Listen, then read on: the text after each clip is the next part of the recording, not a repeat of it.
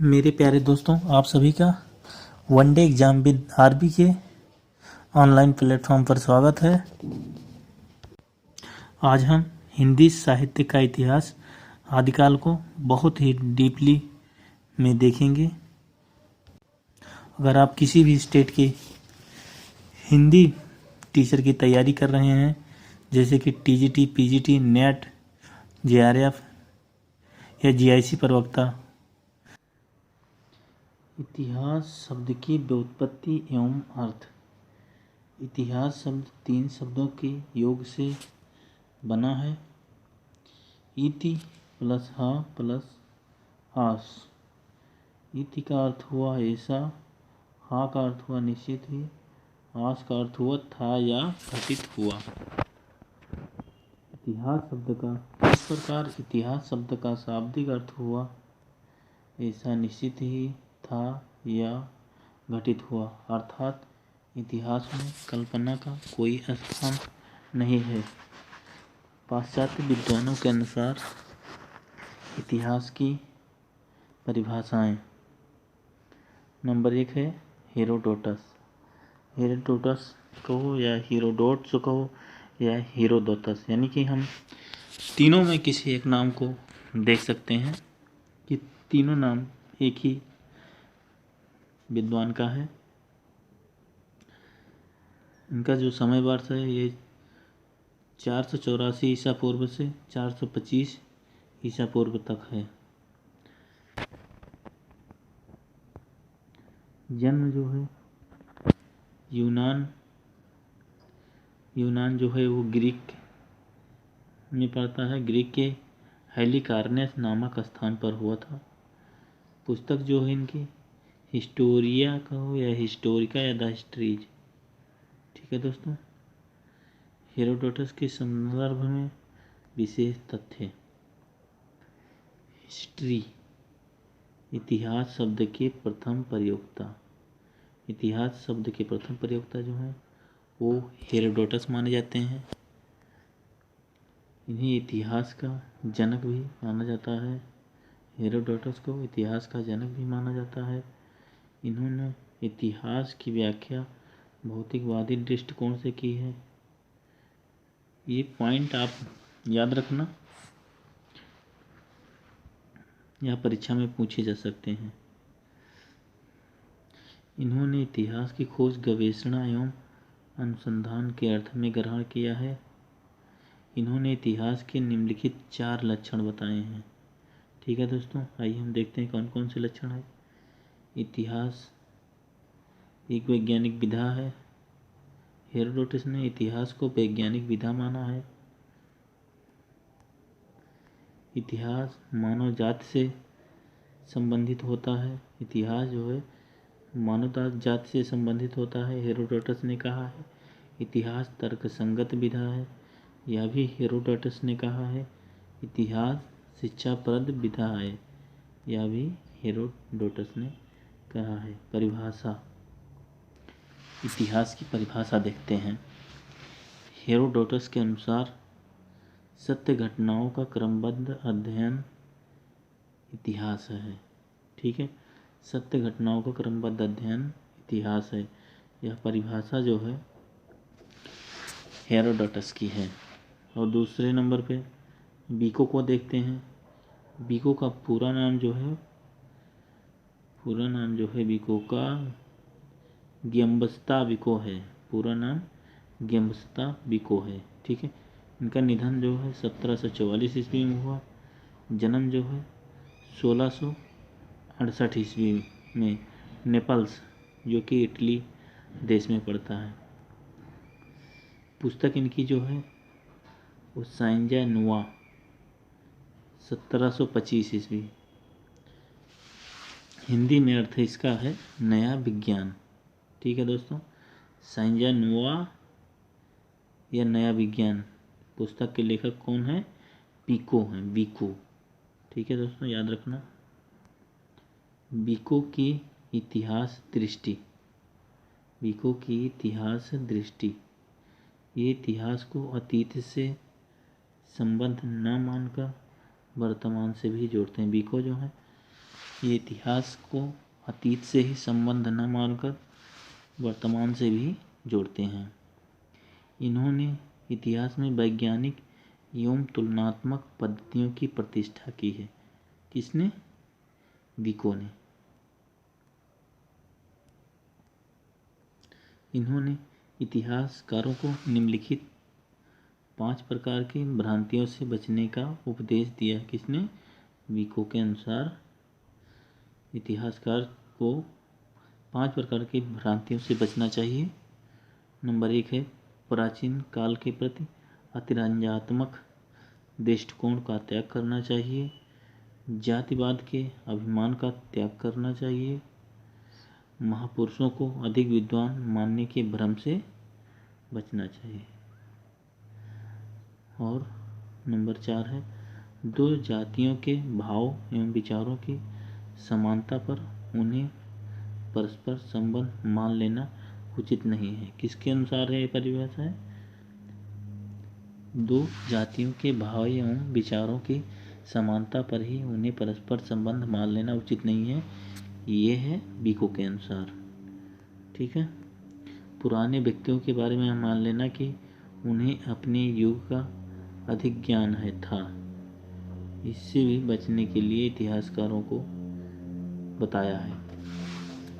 ठीक है दोस्तों, आइए हम इनकी परिभाषा देखते हैं। विको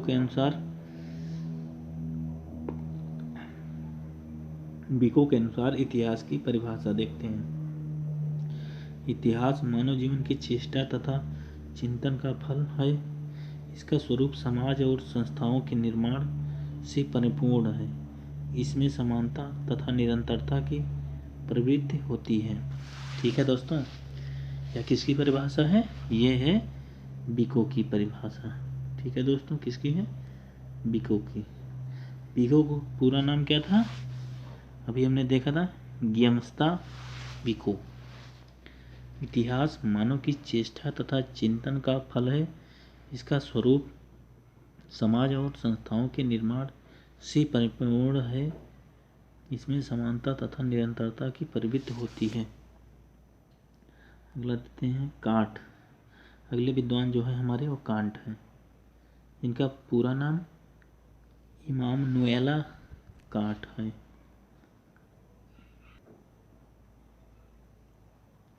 कांट का पूरा नाम इमानुएला कांट है। इनका जन्म जो है 1724 ईस्वी जर्मनी में हुआ था। निधन जो है 1804 ईस्वी में हुआ था। ठीक है। कांट की इतिहास दृष्टि। कांट की जो है इतिहास दृष्टि के बारे में देखेंगे। इतिहास सार्वजनिक और विश्वसनीय प्रक्रिया है। इतिहास के बारे में इनकी दृष्टि कैसी थी? ये इतिहास को सार्वजनिक और विश्वसनीय प्रक्रिया मानते थे। इसमें प्रगति की एक योजना निहित होती है। इसकी मौलिक प्रवृत्ति बौद्धिकता तथा नैतिकता का विकास है। परिभाषा इनकी जो है देखते हैं। किसकी? कांट की। कांट की परिभाषा, इतिहास दूर दृश्य जगत से अंतर जगत की ओर अग्रसर होने की प्रक्रिया है। किसकी परिभाषा है ये? ये है कांट महोदय की। ठीक है। आइए हम अगले विद्वान को देखते हैं। अगले विद्वान है हिंगल। कौन है? हिंगल। हिंगल का पूरा नाम क्या था? George Wilhelm Frederick हिंगल। George Wilhelm Frederick हिंगल। जन्म जो है 1770 ईस्वी जर्मनी में हुआ था। निधन 1831 ईस्वी में हुआ था। हिंगल की इतिहास दृष्टि के बारे में चर्चा करेंगे। विश्व इतिहास प्रक्रिया का मूल लक्ष्य मानव चेतना का विकास करना है। विश्व इतिहास प्रक्रिया का मूल लक्ष्य जो है वो मानव चेतना का विकास करना है। हिंगल ने विश्व प्रकृति की विकास प्रक्रिया के 3 अंग माने हैं: वाद, प्रतिवाद, संवाद या समन्वय। ठीक है दोस्तों, इनकी मान्यता थी कि इतिहास की व्याख्या द्वंद्वात्मक प्रक्रिया के आधार पर होनी चाहिए। हेगेल की क्या मान्यता थी कि इतिहास की व्याख्या द्वंद्वात्मक प्रक्रिया के आधार पर होनी चाहिए। इनकी एक परिभाषा है, आइए देखते हैं।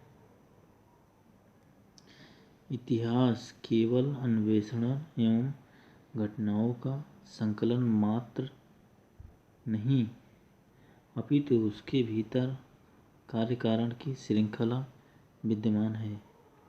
इतिहासकार केवल घटनाओं का निश्चय नहीं करता, अपितु उनकी आंतरिक प्रवृत्तियों का उद्घाटन भी करता है।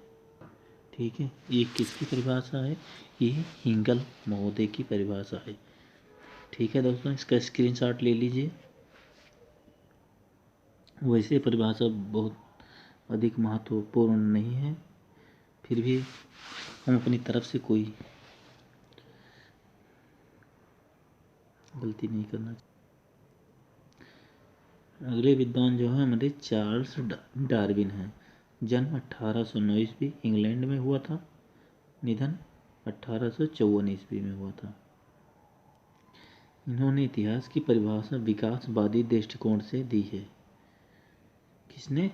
चार्ल्स डार्विन ने इतिहास की परिभाषा जो है विकासवादी दृष्टिकोण से दी है। इनकी परिभाषा क्या है? इन्होंने बताया है, सृष्टि का बाह्य विकास उनके आंतरिक विकास का परिणाम है। किसी कार्य के पीछे कुछ निश्चित कारण होते हैं।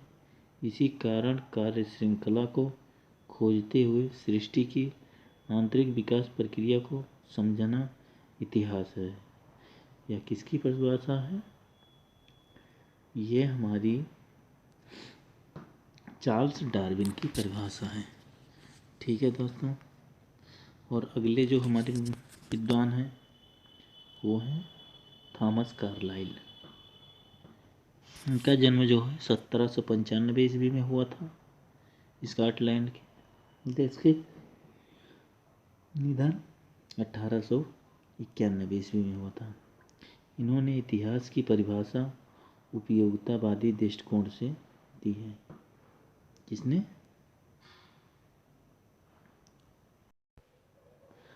Charles Darwin. विद्वान कौन है? Charles Darwin.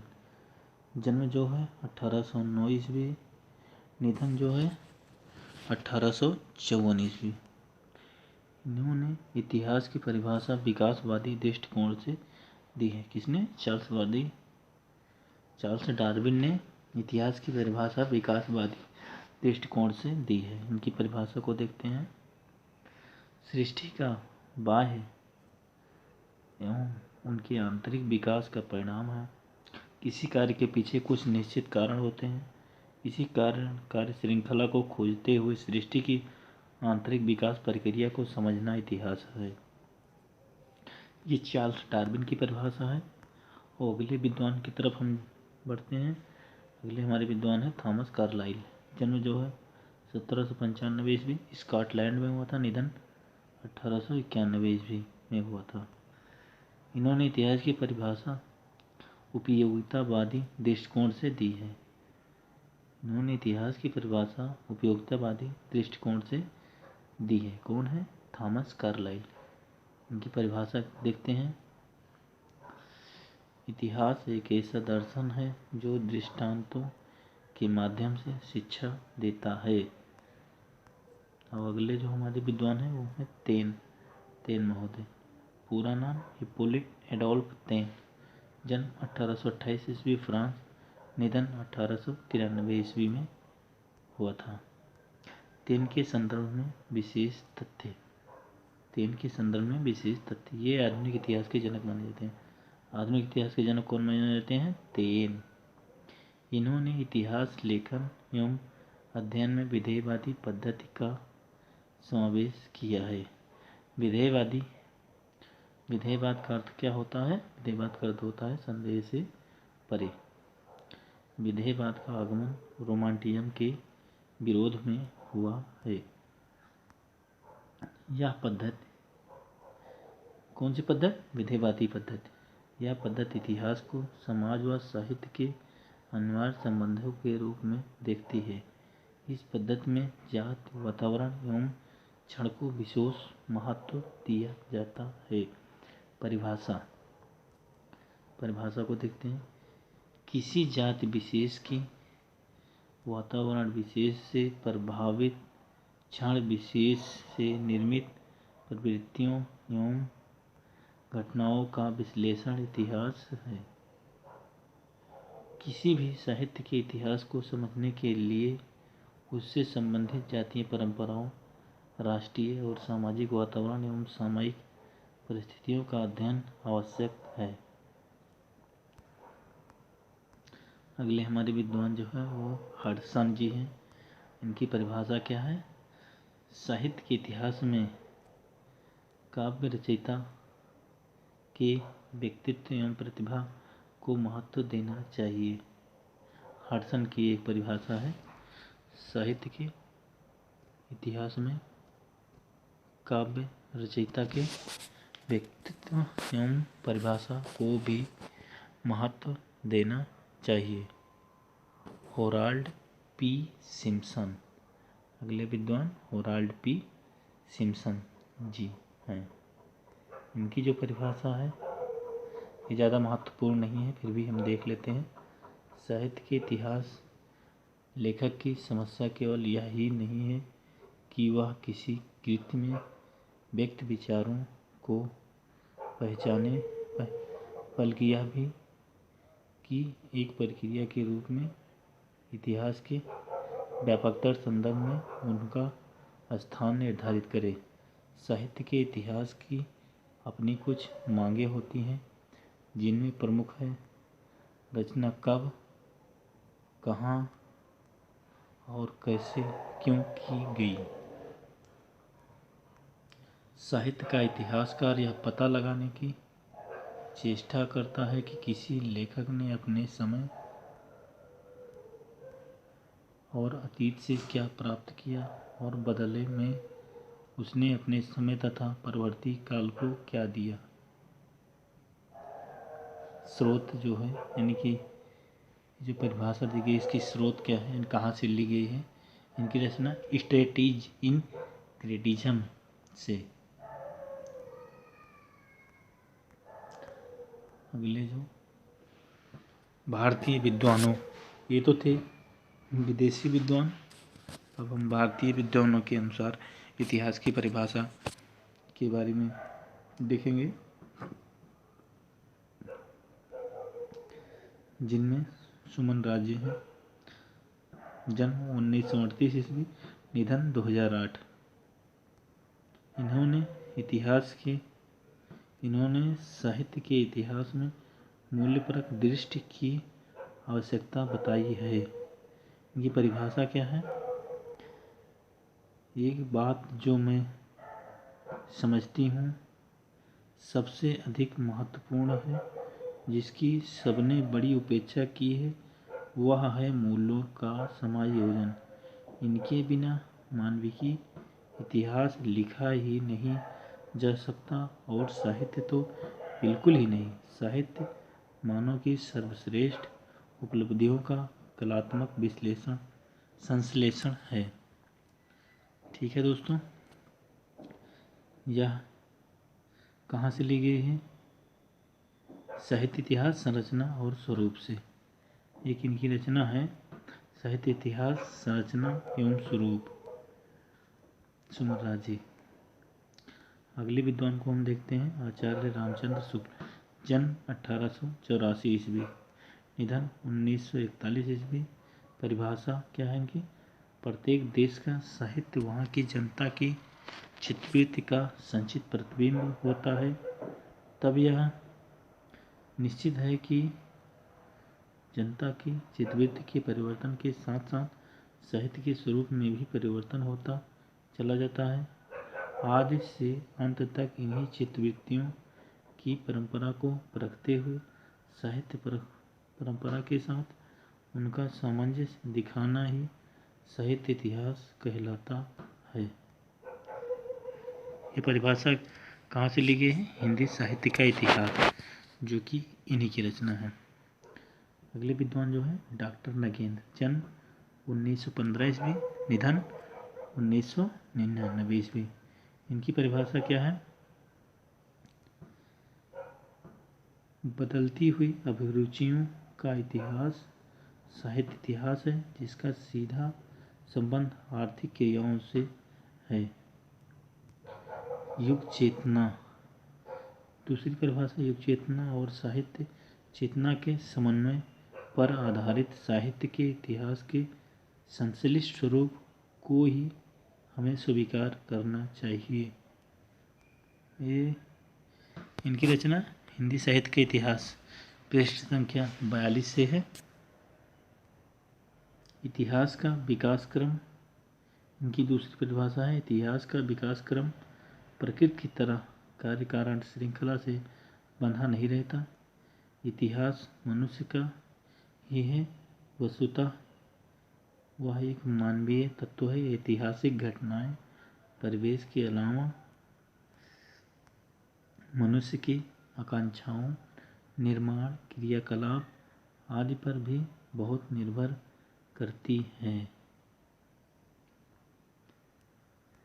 आधुनिक युग में, अगली परिभाषा है इनकी, आधुनिक युग में इतनी तेजी से बदलता जा रहा है, आधुनिक युग इतना तेजी से बदलता जा रहा है और बदल रहा है। इस बदलाव को, क्षिप्रतर बदलाव को साहित्य और इतिहास दोनों संदर्भों में एक साथ पकड़ना ही इतिहास है। इनकी रचना आधुनिक हिंदी साहित्य का इतिहास से ली गई है। यह परिभाषा जो है आधुनिक हिंदी साहित्य के इतिहास से है। अगले जो हमारे विद्वान हैं वो है रामस्वरूप चतुर्वेदी जी, जन्म 1931 ईस्वी, निधन 2003। रामस्वरूप चतुर्वेदी जन्म 1931 ईस्वी, निधन 2003 में हुआ। इनकी परिभाषा क्या है? की परिभाषा मानवीय संवेदनाओं का कर्मिक विवरण इतिहास है। साहित्य के इतिहासकार का काम है कवि के कार्यों को साहित्य इतिहास की विकास प्रक्रिया में न्यायोचित दिखा सकना। और इनकी अगली परिभाषा जो है, इनकी दो ही परिभाषाएं महत्वपूर्ण है। रामस्वरूप चतुर्वेदी जी की नंबर 1 मानवीय संवेदनाओं का कर्मिक विवरण इतिहास है, और दूसरी परिभाषा साहित्य के इतिहासकार का काम है कवि के कार्यों को साहित्य इतिहास की विकास प्रक्रिया में न्यायोचित दिखा सकना है। ये इनकी रचना हिंदी साहित्य और संवेदना का पृष्ठ संख्या 24 से ली गई है। अगले जो विद्वान हैं वो है डॉक्टर नामवर सिंह, जन्म 1926 ईस्वी, निधन 2019। इन्होंने साहित्य के इतिहास में मूल्यपरक आकलन पर जोर दिया है। इनकी परिभाषा जो है आज आलोचना का कार्य इसी संश्लिष्ट सामायिक बोध को परिभाषित और संगठित करना है। स्वयं अधिक से अधिक लोगों को इस आत्मबोध के प्रति सतर्क करते हुए उनके निर्माण में सहायता देना है। आलोचना का ठोस मूर्तिमान एवं व्यवहारिक प्रतिमान यही है। एक प्रकार से यही साहित्य का प्रतिमान भी और साहित्य का इतिहास भी है। यह परिभाषा जो है इनकी रचना इतिहास और आलोचना के पृष्ठ संख्या 200 से ली गई है। और अगले विद्वान जो है डॉक्टर बच्चन सिंह, जन्म 1919 ईस्वी, जौनपुर में। और इनकी परिभाषा जो है इतिहास अतीतोन्मुखी नहीं भविष्योन्मुखी होता है, वह जड़ नहीं गंत्यात्मक होता है। ये डॉक्टर बच्चन सिंह की परिभाषा है। इतिहास अतीतोन्मुखी नहीं भविष्योन्मुख होता है, यह जड़ नहीं गत्यात्मक होता है। अतीतोन्मुखी इतिहासकार अथवा साहित्यकार पुनरुत्थानवादी होकर जड़ हो जाता है। इस अर्थ में इतिहास लिखने का मतलब होता है भविष्योन्मुखी होना। निधन 2008 ईस्वी में हुआ था। ठीक है दोस्तों, डॉक्टर बच्चन सिंह का जन्म 1919 ईस्वी जौनपुर में हुआ था और इनकी मृत्यु जो है 2008 ईस्वी में हुई थी। और अगले विद्वान जो है वो है हमारे गणपति चंद्र गुप्त जी। जन्म 1928 ईस्वी राजस्थान में। और इनकी परिभाषा है अतीत के किसी भी तथ्य तत्व या प्रवृत्ति का वर्णन, विवरण, विवेचन, विश्लेषण को जो कि काल विशेष या कालक्रम की दृष्टि से किया गया है, इतिहास कहते हैं।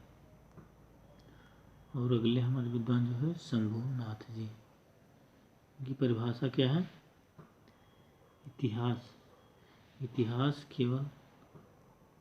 इतिहास केवल घटनाओं, जीवन वृत्ति का संग्रह नहीं है, ना तो यह विचारधाराओं का आकलन मात्र है, यह मानव चेतना की सक्रियता का विवेचनात्मक अभिलेख है।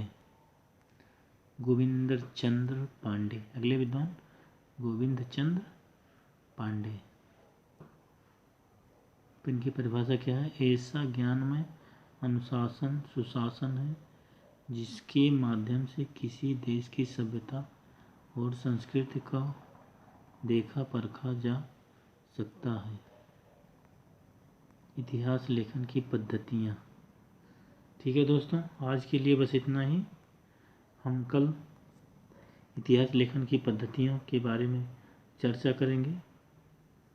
ठीक है दोस्तों, आप यह वीडियो 1-2 बार देख लीजिए जिससे आपको यह पूरा कंठस्थ हो जाए।